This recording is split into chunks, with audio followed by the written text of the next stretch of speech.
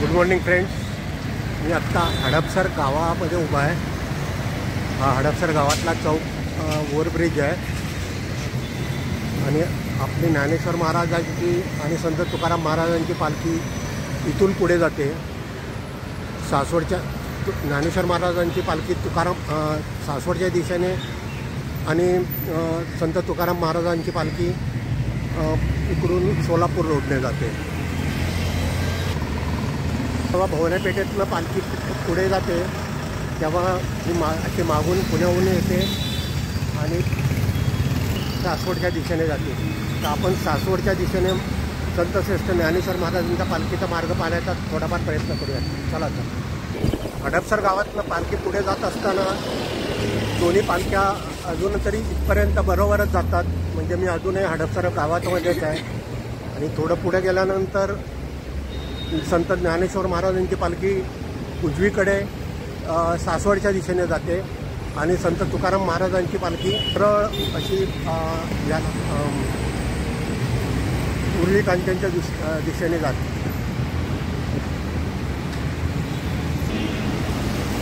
आपण आता हा आपल्याला वर जो मी ज्या उड्डाण पुलाच्या खाली उभा आहे तो संत तुकाराम महाराज उड्डाण पूल आहे आणि तो सासवडकडे जातो. पण आपली संत तुकाराम महाराजांची पालखी ह्या पुलाखालून पुढे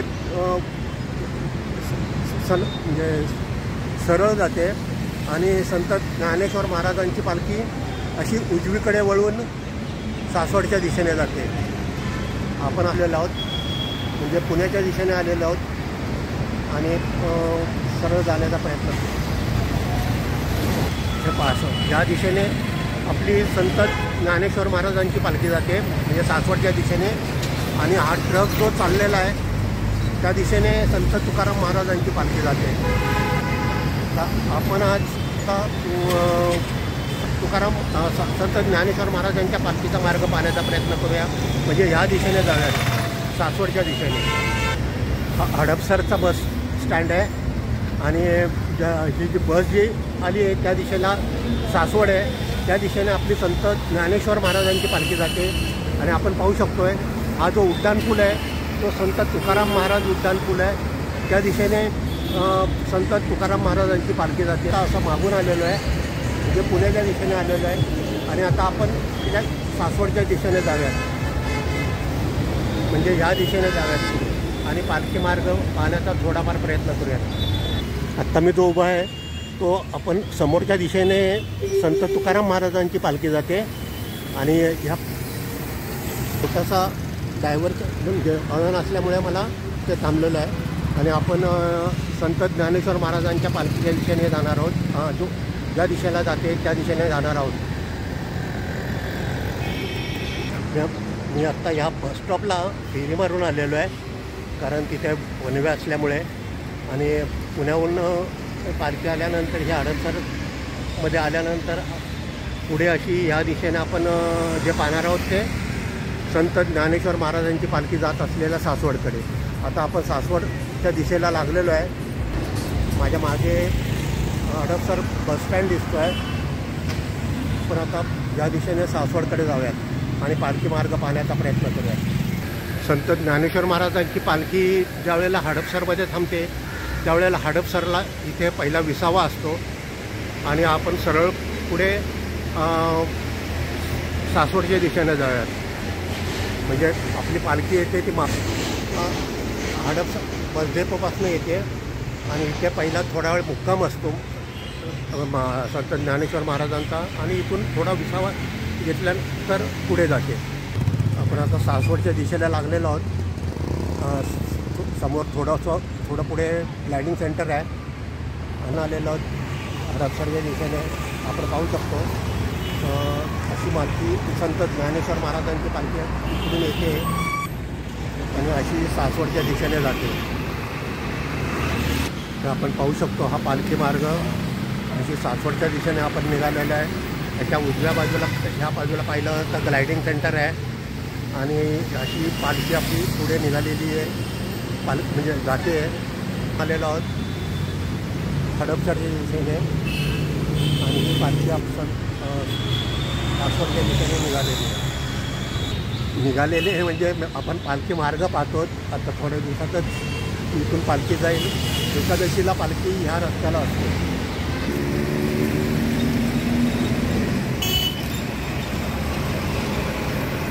आपण सासवडच्या दिशेने निघालेलो आहे. असं हडपसरच्या दिशेने आलेलो आहे. आणि आपलीच आहे की पुणे ते सासवड हा 25 किलोमीटरचा सर्वात मोठा आणि घाट असलेला मार्ग आहे. तो एका दिवसात पूर्ण होतो आणि जागोजागी विसाव्याला पालखी थांबत असते.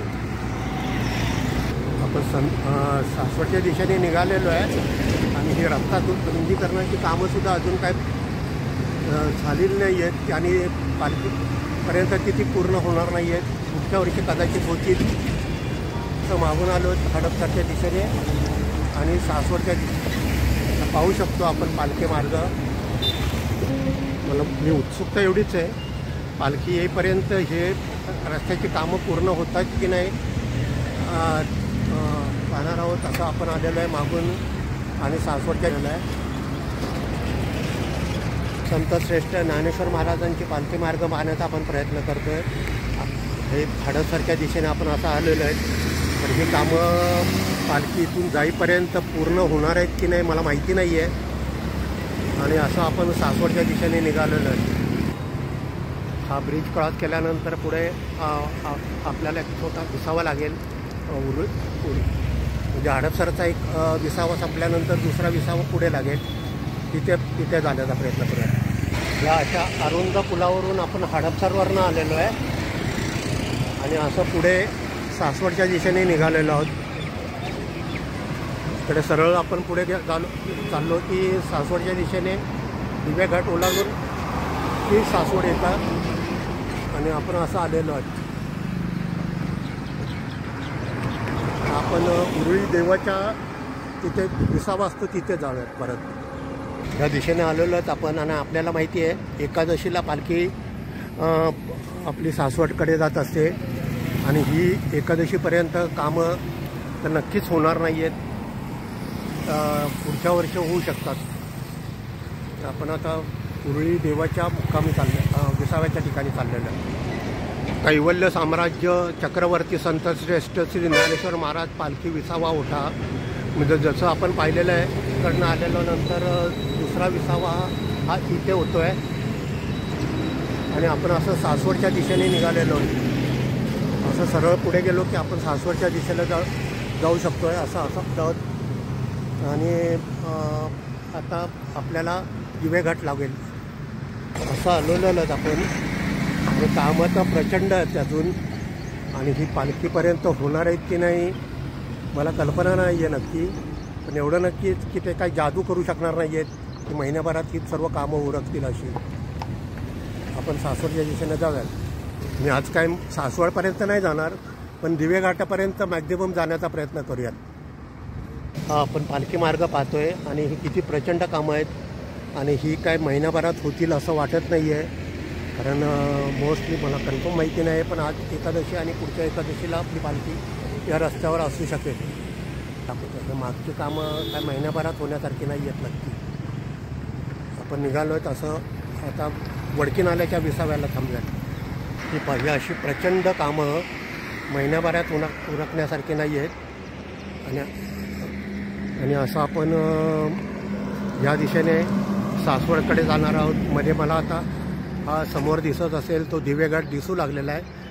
त्या दिवेघाटाच्या पलीकडे सासवड आहे आणि आपण हा दिवेघाटापर्यंत जाण्याचा प्रयत्न करूया. इनफॅक्ट आपण आलो असं मागून म्हणजे पुण्याच्या दिशेने आलेलो आहे, हडपसरच्या दिशेने आलो आहे म्हणूयात.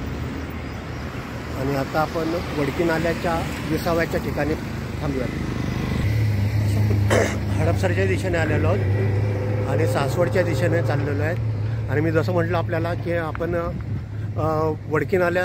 वडकीच्या इथे श्री संत श्रेष्ठ ज्ञानेश्वर महाराज पालखी विसाव्याच्या ठिकाणी पोचलेलो आहोत.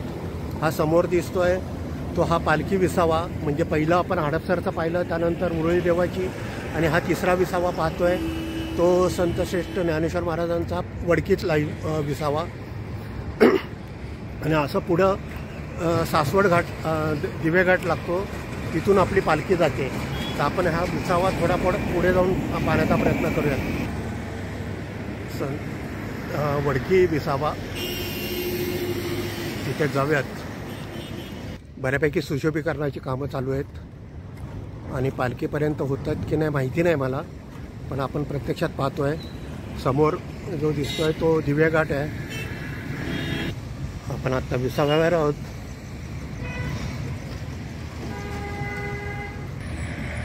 माऊलींचा विसावा इथे वडकीला असतो. हा पहा, म्हणजे आपण पहिलं हडपसरचा पाहिल्यानंतर पुन्हा उरुळी देवाची आणि हा विसावा वडकी.